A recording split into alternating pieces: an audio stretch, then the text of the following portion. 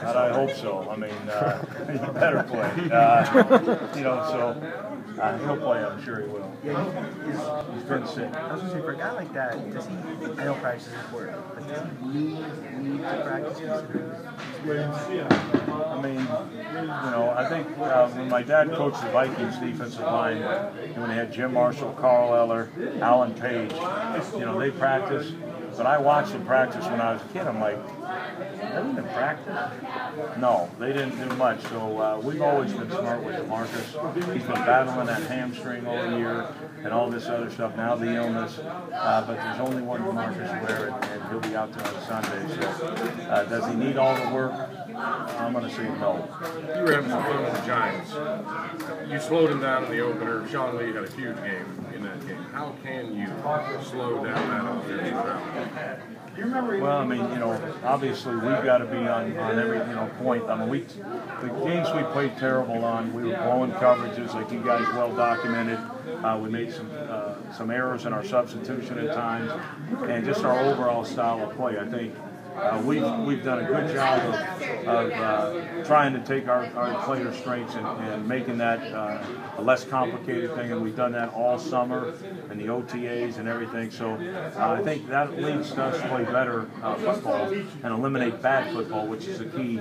If you want to have a chance to beat the Giants, you have to eliminate bad football, and that's what we really pride ourselves on doing this year. What's the key to stopping Victor Cruz? I mean, everyone says you got to jam him and do a lot of things. I think you got to have a bunch of bodies around him because the guy does a great job of not only running his routes, he's got the quickness to get off of any type of coverage you have, but he also does an unbelievable job of converting routes. And I think that's where, if you point to one thing that the Giants do better than probably anybody else, it's the way they convert their routes. And, they do a great job there. That Pope's been there 1,000 years coaching tight ends. And then, of course, Gilbride and his son, they do a nice job with their offense, and Eli does a hell of a job of throwing it to them. So, we got our work, cut out for us for sure. These guys, ran the score up on us before, and, our goal is just to play better, get after it. They're the Super Bowl champs. We're going to do the best we can. And again, like they've said before, it was all them.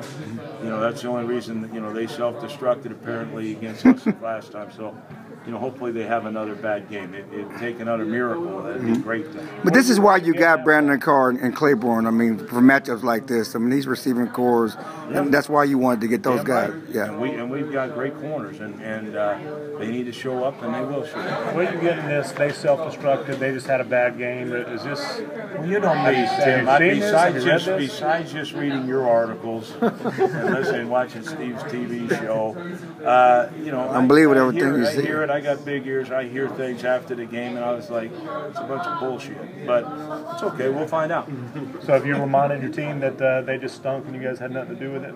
Has that been a theme this week? No, I wouldn't say that. I wouldn't say anything like that. Jenkins played one play last week. Obviously, like you see, probably see a little bit more of him this week. No question. We'll definitely see more this week, and he's a great practice, so he'll definitely play a lot more. You guys signed Church, 4-year extension. Can you talk about that? That's awesome. I mean, that's this guy's. And all you guys saw it. I mean, he's going to be a superstar in this league. I think, you get a guy early, he comes out of that injury healthy. I mean, this guy's going to be a fantastic safety. So it was real unfortunate. I think I shed a few tears on that one when we lost him for the year. So, I think it was, it's one of those things that you do have to get over. But it's fantastic for the Cowboys organization, and hopefully I can be a part of his career for a long time. Speaking of reading articles, I read one this week where it said with Sean Lee out now, Coach Ryan needs to work his magic. Now, do you think that's fair, or do you actually feel that to some extent? I think it's fair. I mean, you're taking away, like a defensive MVP type of person out of your lineup where you used to have them. And they say my name, but it's Matt Eberflus, it's Brian Baker, it's Rome Henderson, it's Joe Baker, it's Ben Bloom.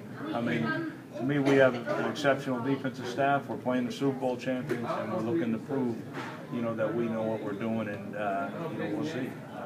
I think I know we know what we're doing. I'm looking forward to showing everybody that. How tough is this? Last question. For you because you haven't had all your pieces at different times. You had Ryan with the first couple of weeks, and now you're not having. So how tough is it for you juggling things around? You know, and Spencer in church, you know, and Sensible. But, you know, I'll tell you what it is. It's a testament to the guys in that room. They work their butts off. They believe in each other. They believe in the theory of next man up. But they care for each other, and they play their ass off for each other. So, you know, that's why we're so fortunate. I mean, I've been to places where it's not like that. When you lose a great player, you know, the whole thing goes to crap. These guys have great character. They're very talented. They believe in the system. They make our system better. Our players do, and that's why we're a hell of a group. And that's what we plan on doing this week. We plan on proving. Thanks.